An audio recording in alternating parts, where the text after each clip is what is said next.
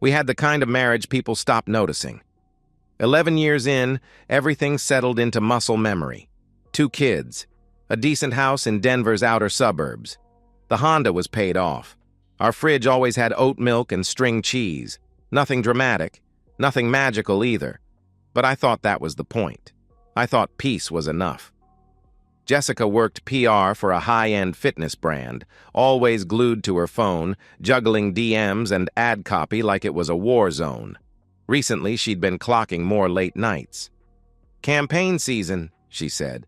Big-name client, Travis Blake, the shirtless yogi with a god complex and a podcast. She laughed when I teased her about his thirst traps. "He's a client, not a crush," she said. I believed her. She said it so easily.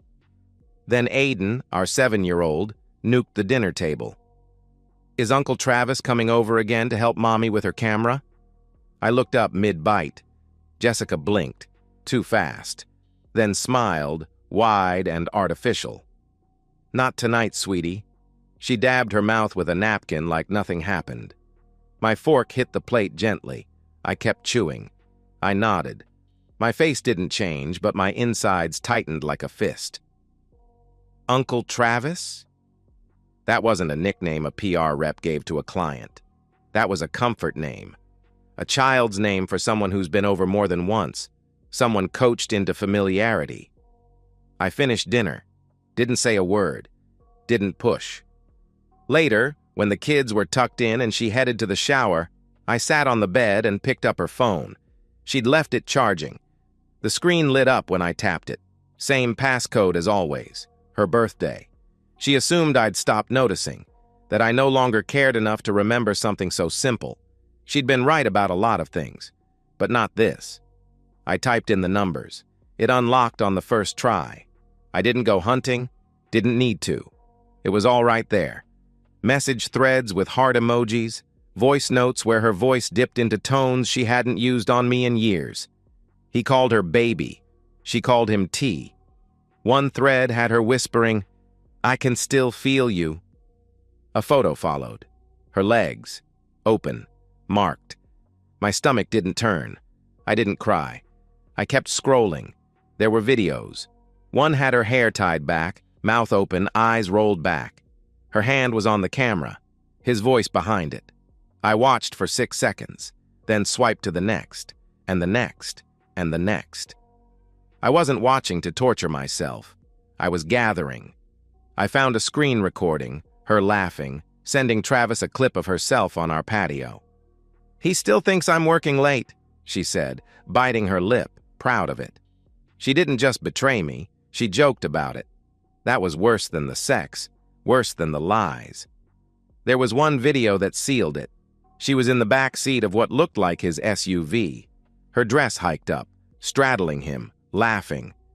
"Don't hit send yet," she whispered, pushing the camera away. He kept filming.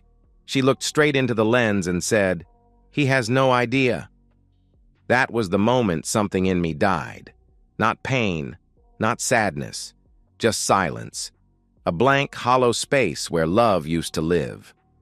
I stood up, found a flash drive in the desk drawer, plugged it into my laptop, started transferring files, labeled the folder 2021 tax records. She'd never open it, never think to look there. I moved with clarity, precision, no shaking hands, no shouting, just cold air and purpose. Revenge wasn't even on my mind yet. Only preservation, truth, proof. The water stopped running.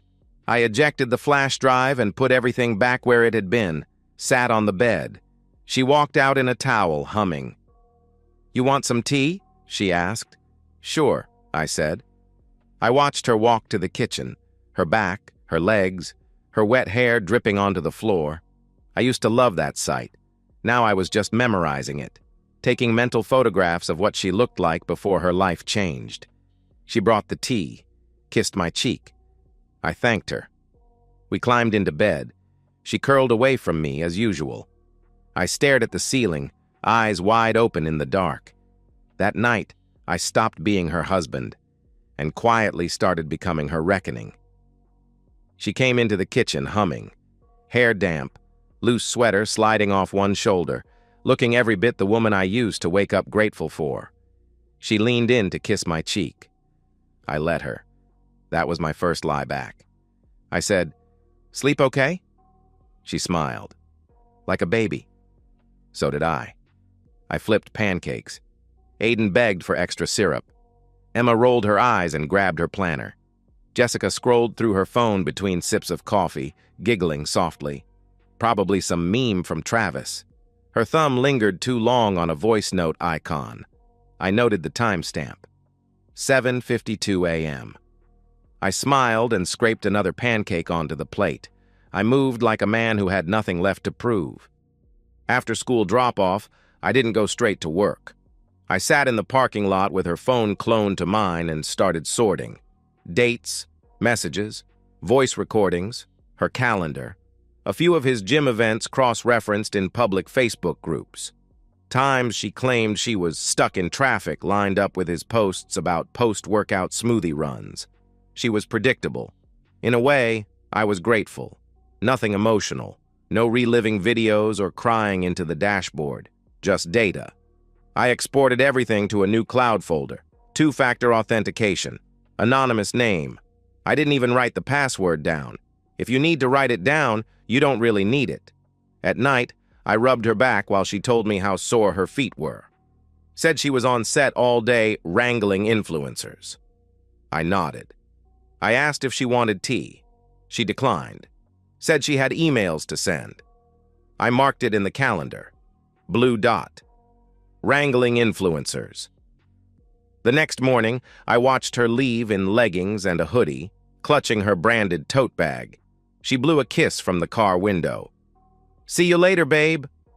I waved, then opened my laptop. She wasn't deleting anything, not even screenshots. Maybe she thought I was too checked out to notice, or maybe she just didn't care. Her camera roll was a gold mine. Metadata, geotags, midday selfies in hotel bathrooms with captions like "Manifesting boss energy, sent privately to Travis while I was on a conference call 3 blocks away." I bought a second calendar, not for meetings, but for lies.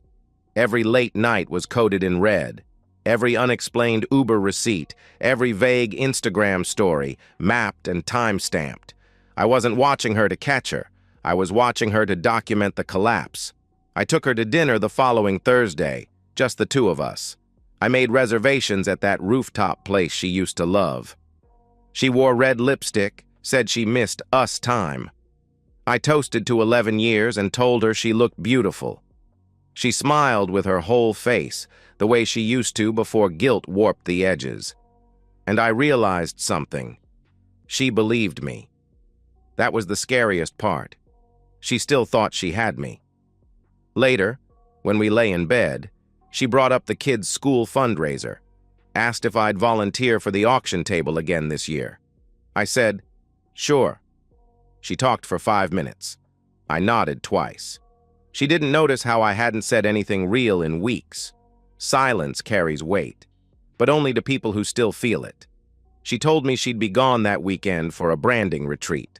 Said she was handling merch logistics for Travis's podcast launch.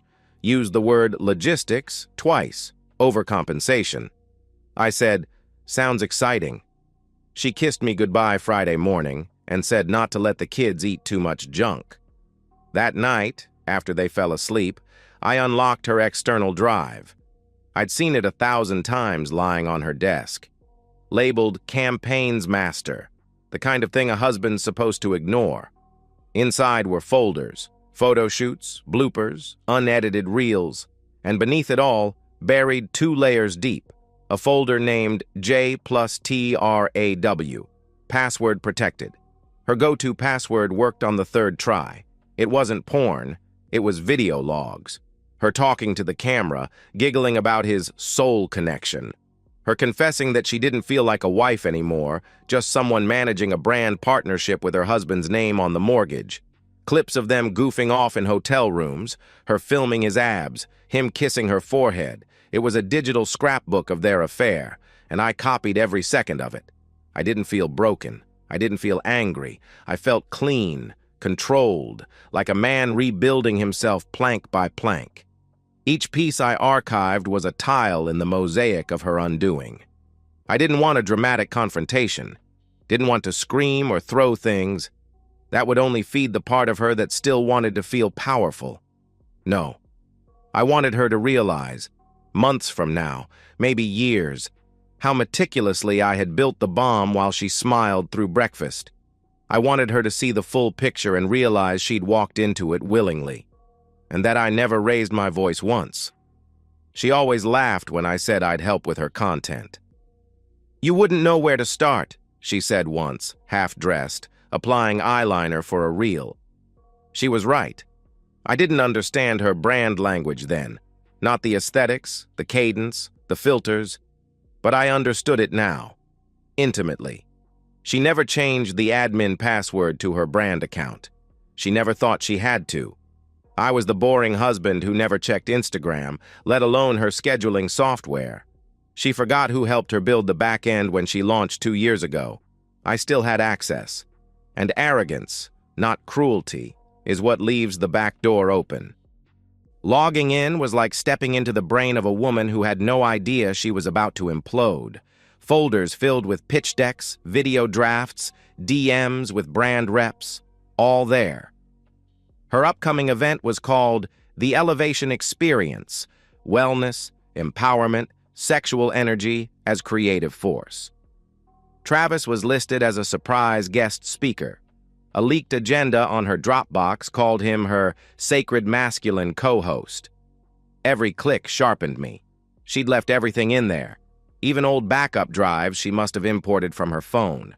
Some videos were clearly raw drafts for her campaigns. Her on yoga mats, walking along beaches, biting into acai bowls with fake spontaneity. But deeper in, the tone shifted. Same voice, same aesthetic, but different purpose. I found a file labeled T-Traw BTS. At first, it looked like behind the scenes from a retreat, until the camera slipped, until her voice dipped too low, until I realized this wasn't content for her audience. This was content for him. There were 34 clips in total, some filmed by him, some by her. One in particular stood out, her sitting cross-legged, holding his hoodie to her face. "He still thinks I'm at Pilates," she whispered, then giggled. "Poor guy still makes me coffee every morning." I didn't breathe, just marked the timestamp and kept collecting. There was enough material to do what I needed. I didn't want a confrontation. I wanted a film. I started editing. I used her fonts, her voiceovers. I mirrored the way she opened every video, bright-eyed, gentle fade-ins, soft lighting, the same lo-fi instrumental track she used for her product reviews. But instead of smoothie recipes and affirmations, I layered in the mockery. Her moaning, her laughing at me, her whispering his name, her smirking in hotel mirrors, his hand sliding across the frame. I spliced in her inspirational quotes, over footage of her gasping, over a frame where she mouthed, "He's so clueless." The effect was clean, sharp. If you muted it, it looked like a commercial. By the time I finished, the video ran exactly 4 minutes and 16 seconds. I exported it with her logo in the bottom right corner. Then I opened her social scheduler, Facebook event, Instagram live stream, YouTube premiere. I created a new campaign labeled Evening Wellness Q&A, Special Drop Tonight.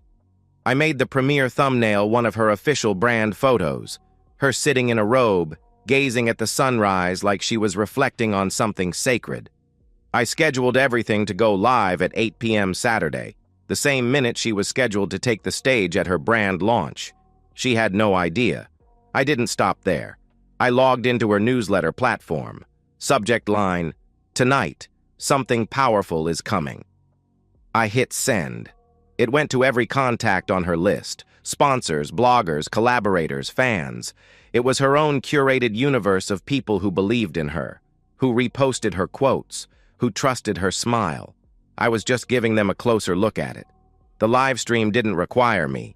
Once set, it was self-running. She couldn't pause it, couldn't delete it. And when the algorithm kicked in, when her followers began tagging and commenting and screen recording, There'd be no undo button. All I had to do was walk away. No dramatic texts, no confrontation, no last-minute arguments. Just a file waiting in the cloud, counting down like a clock inside a wall no one hears ticking.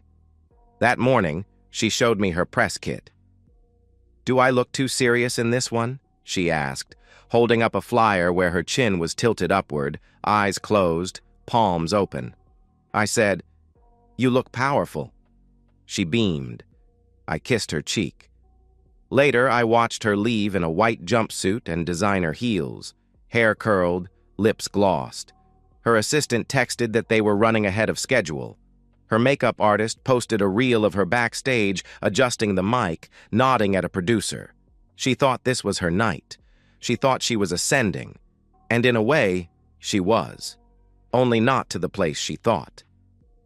She walked onto the stage like she was floating. White jumpsuit hugging her just right. Chin tilted, eyes scanning the crowd with curated humility. People clapped like she'd already won something. Jessica smiled like she believed it. Behind her, a massive LED screen shimmered with soft gradients and her brand's logo pulsing faintly in the corner.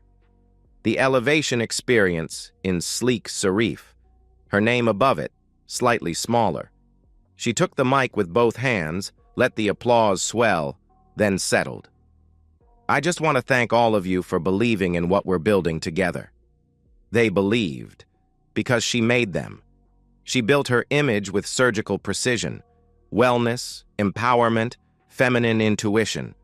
She sold her betrayal as self-actualization. I sat near the back, by the espresso cart. One foot resting on the other, a lukewarm cup in my hand. No one looked twice. Just another +1 killing time. She hadn't even known IRSPD. I wasn't there to confront her. I was there to watch. She talked about sacred spaces, energy realignment, future partnerships. She used words like collective nourishment and emotional architecture. Her voice wrapped the room like a throw blanket. And then, at 8:03 p.m., the blanket caught fire. The screen behind her flickered, not glitched, shifted. Her logo vanished. A new video cue appeared. The audience stilled. A few confused murmurs. Someone coughed. She paused mid-sentence, one hand raised toward the screen behind her. A frame appeared. Her bedroom, her sheets, her body. No sound at first, just images. Her smiling, straddling him, their faces close, mouths moving, his hand on her thigh. Then her voice came in, giggling, breathless. "He still thinks I'm working overtime. Poor guy probably made me tea." And there it was. The room didn't explode. It imploded. That kind of silence has mass. It wrapped around the room, pressing in from the corners. One woman actually gasped. Another looked down. A blogger near the front held her phone up, recording the screen with a shaking hand. Jessica turned slowly. She looked like she didn't understand. Then she did. And her face drained. She opened her mouth like she might salvage it, might spin it. But the video rolled on. More clips. Her laughing in the mirror. Him calling her goddess. Her whispering, "Let's see how long till he notices." Her own logo still watermarked in the bottom corner. Her brand fonts, her transitions. Her betrayal, dressed in her own packaging. Someone in the third row stood up. A man in a tailored suit. He didn't speak, didn't gesture, just walked out. She watched him go, her mouth still open. That was her boss. Phones lit up like fireflies, notifications pinging, some attendees turning to leave, others recording. She blinked fast, trying to speak again, but the sound of her own voice kept playing over her. It was her voice that broke her, not the visuals, not even the gasps. It was hearing herself laugh about it all. "That's my favorite part," the version of her on screen was saying. "He thinks I'm out saving our future, and I'm just out here saving orgasms." A brand rep whispered something to another, then walked toward the exit. I didn't need to hear it. It was the kind of whisper that ended contracts. I kept sipping. Jessica stood frozen, blinking into the stage lights. Then she turned, heels wobbling slightly, and stumbled toward the curtains. Someone called her name. She didn't turn. Her coordinator reached for her elbow. She shook her off. The video continued playing as she disappeared backstage. On screen, her eyes were closed, lips parted, sheets tangled. Hashtags floated across the bottom. Sacred energy, healed woman, divine union. She had posted them before. Now they were coming home. Behind the curtains, she was crying. I could hear it from the hallway. I walked slowly, sipping the last of the bitter coffee. The walls were thin. Her sobs weren't dramatic. They were guttural, shocked, animalistic. The sound of someone falling off the map in real time. She was yelling at someone, maybe tech support, maybe her assistant. "Kill the stream! Kill it!" Then her fingers clicking furiously, nails against glass, buttons tapped too fast. But it was too late. The system didn't need her. The event was scheduled, automated, set to loop once.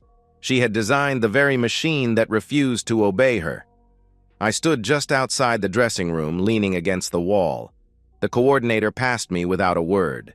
Then the man arrived. Mid-30s, black folder in hand, blazer, calm eyes, the kind of calm that means business. He walked into the dressing room like it was his office. "Jessica Miller?" he asked. She froze, red-eyed. Mascara streaked halfway down her face, hair sticking to the gloss on her lips. She nodded, tiny, childlike. He handed her the envelope. She didn't even look up, just took it, hands trembling. "Consider yourself served." Her mouth moved but didn't produce sound. Still holding the phone, still tapping, still crying. The live stream hadn't stopped. A screen in the hallway showed the video nearing its final seconds, just as she collapsed onto the makeup chair. I could see the chat pouring in. "What is this? Is this real? Oh my God." It was still her brand's channel, still her audience, still live. No one screamed. There was no dramatic breakdown, no apology screamed through sobs, no "please let me explain." Just her, in full view, and that was enough. Because sometimes the most devastating sound in a room isn't screaming. It's nothing. Just the sound of the mask hitting the floor. The next morning was quiet. No angry calls, no tearful voicemails, just stillness. Like the moment after a building collapses, when all that's left is dust and breath. She didn't reach out, not even a text, which told me everything. She was still in shock. I imagine she sat in the ruins of her own creation, scrolling through comment sections that once worshipped her, now dissecting her. She used to post about manifestation and feminine energy. Now they were posting about her, hashtags flipping from praise to parody. Travis vanished, deleted his stories, locked his profile. One vague post about needing to disconnect for mental health, and then silence. No defense, no denial. Just gone. She called him, multiple times. He never picked up. Even betrayal has a hierarchy. And when everything burned, she learned she wasn't the priority. By midday, 3 sponsors had dropped public statements. Corporate PR teams work fast when reputations are at stake. I saw one statement framed as values misalignment. Another simply said, contract terminated effective immediately. None of them named her directly. They didn't need to. The video did that. Screenshots circulated faster than apologies. She tried to spin it, claimed she'd been hacked, said the footage was stolen. She posted once, a black square with white text, something about digital violence, boundaries, healing. The comments were brutal. People weren't stupid. Too many timestamps, too many angles, too many mirrors reflecting the truth right back at her. By Monday, I'd filed. Divorce. Full custody, no emotion, just documents, just facts, timeline attached, screenshots labeled, metadata linked. Colorado courts don't care about sob stories. They care about impact, reckless endangerment, exposure, emotional harm. My attorney said I had an open lane. She had nothing but mascara and excuses. Her lawyer called by Thursday, wanted to settle, offered the SUV, half the equity, limited visitation, and a confidentiality clause. I declined. I wasn't negotiating. I wasn't angry. I was finished. The mortgage shifted into my name that same week. Her name was removed like ink peeled off glass. The SUV went up for sale. I dropped her podcast mic, ring lights, and vision board into boxes and drove them to Goodwill without a word. I didn't even keep the diffuser she loved. The kids? They adjusted, quicker than I expected. I didn't let them see the videos, didn't let them hear the fights that never came. They just knew Mom wasn't home now, and Dad made breakfast, and there were no more hushed phone calls in the hallway or locked bedroom doors. Emma asked if we could paint the guest room, said it felt too mom-ish. Aiden wanted me to sign his field trip slip. Small things, everyday things. The world kept turning, even as hers stopped.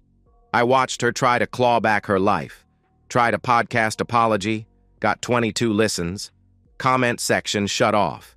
She tried YouTube. 3 videos in, she gave up. No one believed her anymore. The betrayal wasn't the worst part. It was the arrogance. She built a life on image, and when the cracks formed, she thought she could outshine them. That if she smiled enough, posted the right caption, wore the right tone, people would forgive. But the world saw what she really was, what I saw alone for years. The mask didn't fall. She dropped it herself. I heard from a mutual friend that she was renting a 1-bedroom near Aurora now. No job, no gigs, just her and the echo chamber of what she used to be. She still has the same username, still posts occasionally, stock photos, pre-written affirmations, comments turned off, likes hidden. She thinks she's reclaiming something, but there's nothing left to reclaim. What was hers? The name, the car, the platform, the lie, all of it came undone in one click. And every piece that mattered became mine, not out of spite, but necessity. The house became quiet again, not silent, not hollow, just still, like it used to be, before hashtags and ring lights replaced conversations. The kids laughed more, the air felt lighter, and for the first time in years, I stopped checking the clock. She still texts, not often, but enough to remind me she hasn't let go. Short sentences, half-hearted attempts at rewinding time. Can we talk? I wasn't myself. We could have worked through it.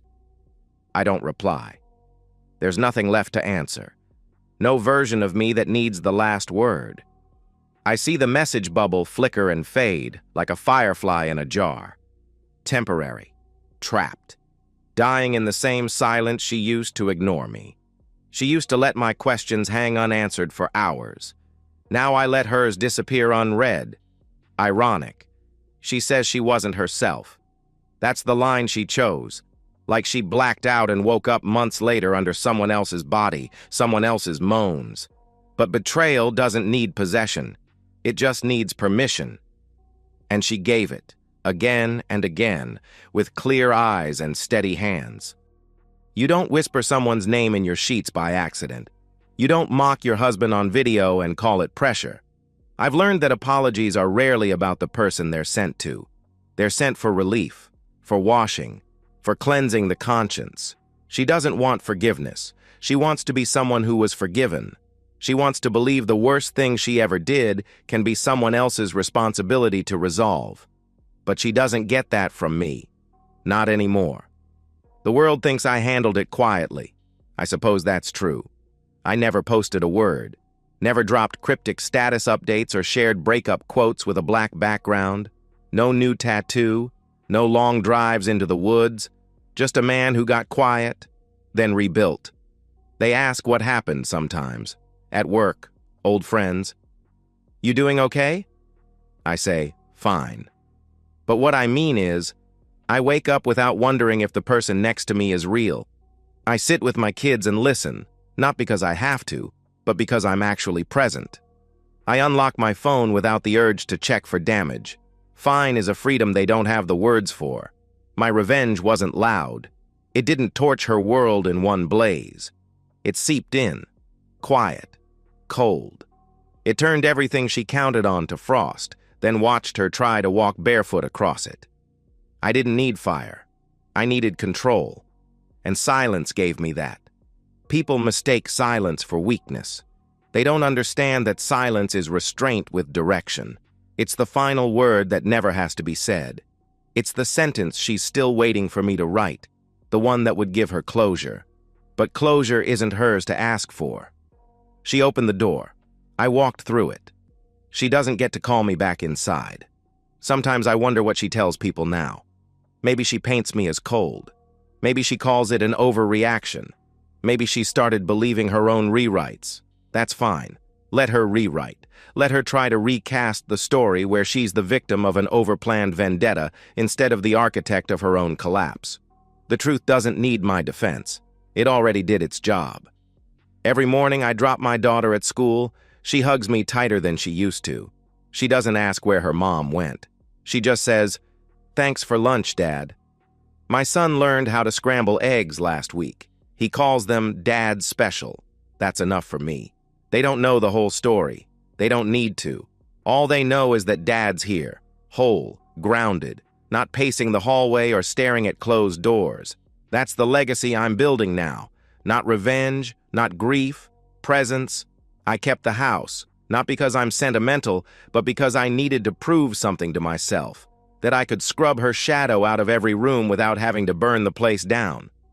Her perfume's gone, her mug's in the trash, the ring light is boxed in the garage, untouched. There's peace in the mundane now.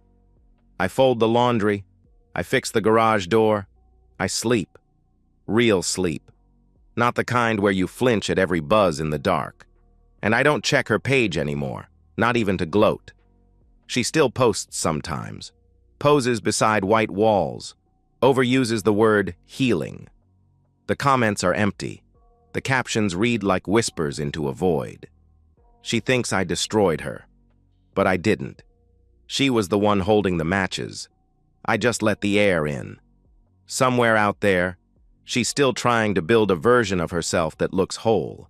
Still trying to find a platform that won't crack beneath her. Still hoping that someone, somewhere, will look at her and say, "You were brave." But all I wanted was an ending she didn't control. And I got it. Not with screams, not with flames, but with the quiet certainty of a man who finally stopped bleeding for someone who never once held the wound. And so, we've reached the end of today's story. Was it what you expected, or did it take a twist you didn't see coming? I'm curious to hear your thoughts. Share them in the comments below, and let's get a conversation going. If this story kept you hooked, make sure to hit that like button. And if you're new here or just haven't subscribed yet, now's the perfect time to join our community. I bring you fresh, captivating stories every day, so click that subscribe button and turn on notifications so you never miss out. Thanks for watching, and I'll see you in the next one.